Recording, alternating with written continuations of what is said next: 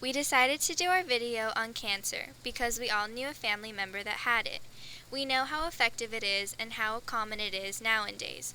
We interviewed Diane Mendoza and Jenny Cedillo at Diane Mendoza's granddaughter's house.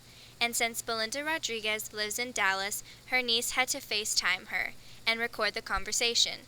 Then we used Premiere Pro to edit and put our video together. And we put in music from Soundabound.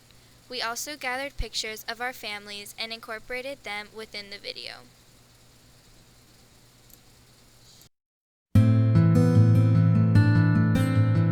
Today we interviewed Diane Mendoza, Jenny Cedillo, who will be talking on behalf of her mother, Virginia Elizondo, and Belinda Rodriguez.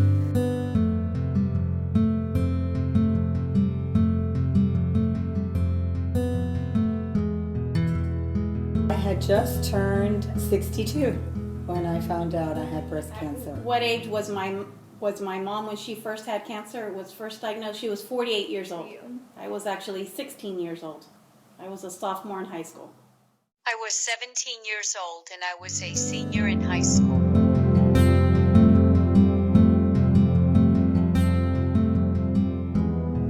We went through the mammogram, but something didn't look right to the technician.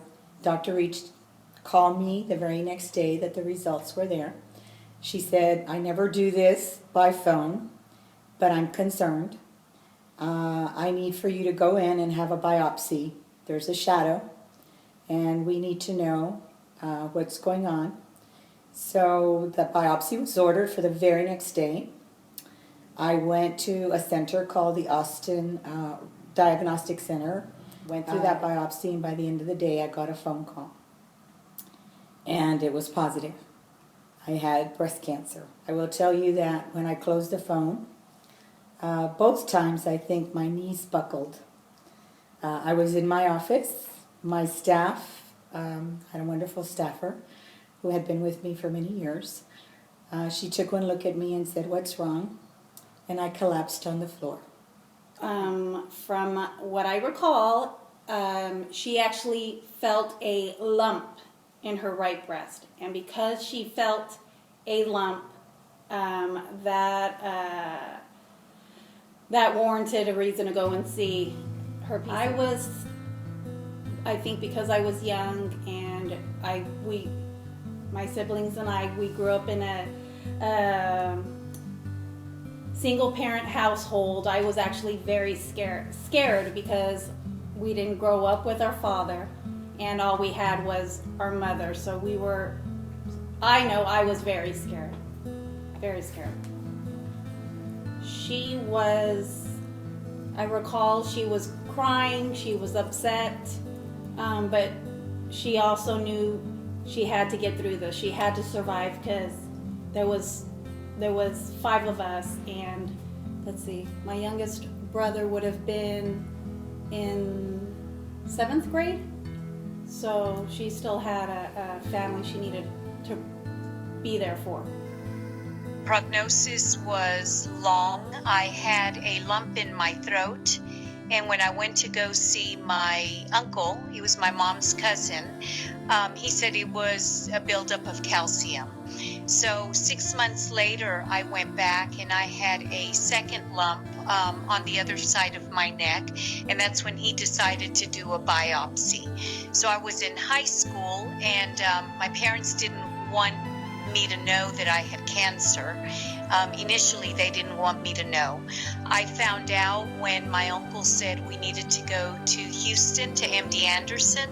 That is when my parents told me that I had thyroid cancer.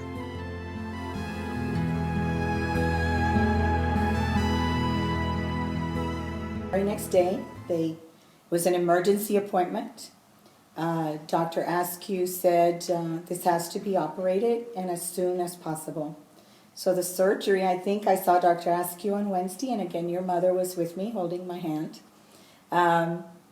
We went over to Seton from his office because the surgery was scheduled for the following day. So we went to Seton.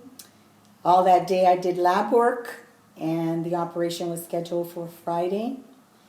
And pretty difficult to do.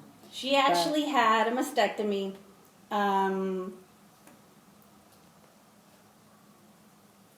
Radiation and chemotherapy.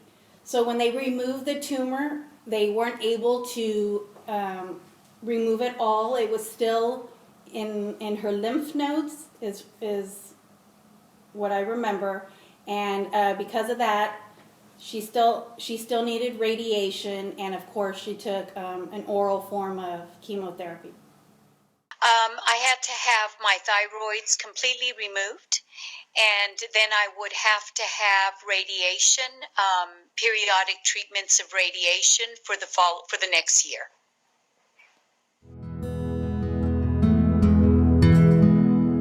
I feel very strongly that you attack everything in life positively, with a great, great belief that God is the Almighty, who knows better than all of us what is the next step. I put it in God's hands, as I do most things that are very important in my life, but I did fight.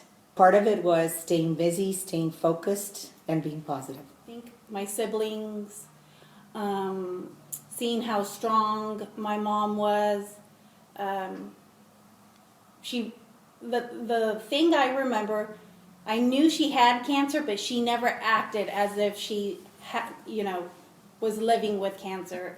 I remember having to go to the hospital.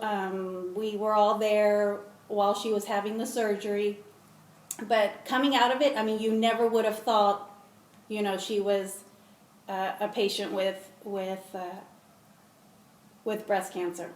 This definitely has brought us all closer. There's 5 of us. I do have one sister. We're much more aware of, there's a huge possibility that one of us could possibly end up being diagnosed with breast cancer. My parents were really, really strong. They were trying to be strong for me, and I was trying to be strong for them. But Maddie, I wasn't really scared, and the reason why is the doctor told me that even though I was so young and had cancer, because I had it in my neck and it was thyroid cancer, it was actually the absolute best place that I could have gotten it, and they reassured me that the cancer had not spread. I would go through my treatments. It would be difficult, but once I had gone through my treatments, I would be absolutely fine.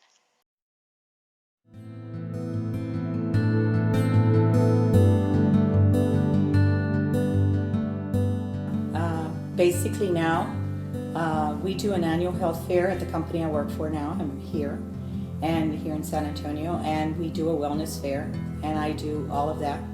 I do have a mammogram, but now my mammograms are every 3 to 6 months. Because my mother was diagnosed with breast cancer, it is recommended that her female daughters, offspring, are recommended to have their first mammogram at the age of 35. I have follow-up visits every year. So I had cancer when I was 17. I'm now 53. And every year I'm checked to make sure that everything is still okay in my neck area. And then, of course, I participate in when I was old enough to have mammograms, and I've always had my yearly exams.